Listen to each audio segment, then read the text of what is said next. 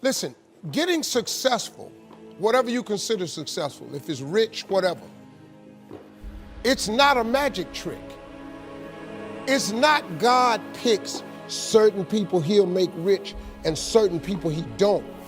He gives all of us as his children the power of choice. You have a say-so in that. You can decide to be rich, and with God's help, it's highly doable. But you first have to think it. The difference between successful people and non-successful people is here. I'm no better than none of y'all. I'm not a better person than you. I'm not a better Christian than you. God don't love me more than you. None of that. If you want to be successful, you have to change this. This has to change.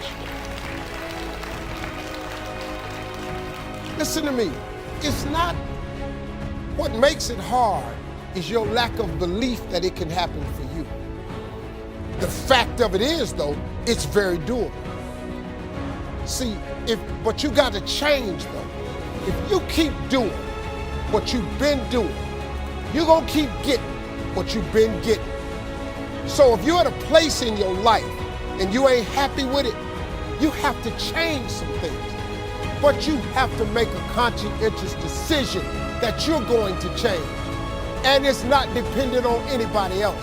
It don't matter what your mama think. It don't matter what your coworkers think. It don't matter what your siblings think. It don't matter what your children think. It don't matter. They have nothing to do with it.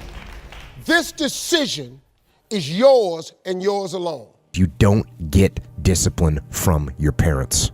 You don't get discipline from your parents, from your grandparents, from your older brothers and sisters. You don't get discipline from an external source. You have to get it from you. That's what self-discipline is. You get it from yourself. You get it from you. So there's people from every possible background, from no parents to crazy parents to, drug addicted parents to super squared away parents, and everywhere in between on that spectrum that are completely disciplined people. More disciplined than anyone I know.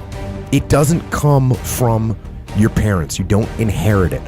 And there's another piece here.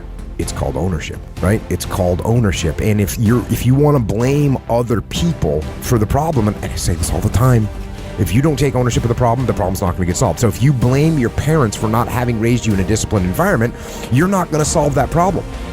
You're looking at your parents saying, if you would have done a better job being more disciplined for me, I would be more disciplined now. So that means you can't do anything. The fact of the matter is it's wrong. You actually can do something. And it doesn't matter how your parents raised you and brought you up.